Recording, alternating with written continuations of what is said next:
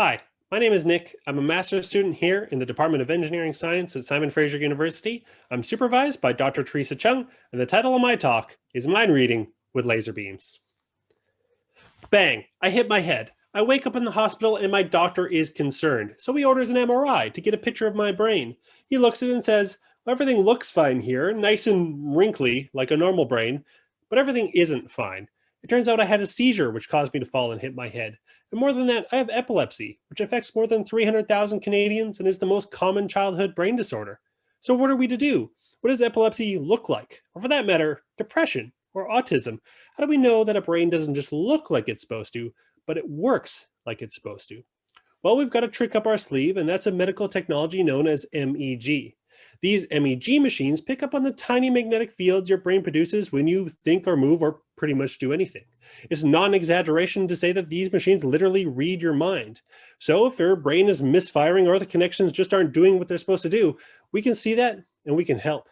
Now, these machines are so sensitive that a metal cart moving in another part of the hospital will actually show up on the machine. They are amazing. So why aren't they everywhere? Well, they're really, really expensive. And because they are so sensitive, they need to be put in $1 million shielded room. Then to make them that sensitive, they need a super refrigerator to keep them at 270 degrees below zero. That's so cold that the fluffiest Canadian from Winnipeg would finally have to admit, dang, that's cold. And then because we keep them that cold, they need a rigid helmet, which isn't great for kids and people with small heads. It makes the brain even harder to see. And forget about moving this thing, you've got to come to it. But luckily for you, I've got the solution. My research is focused on replacing these shielded machines that need super fridges with one based on lasers that operates at room temperature. It's a relatively new type of biomedical sensor known as an OPM, and they work a little bit like this. We take a glass cube and we fill it with some metal.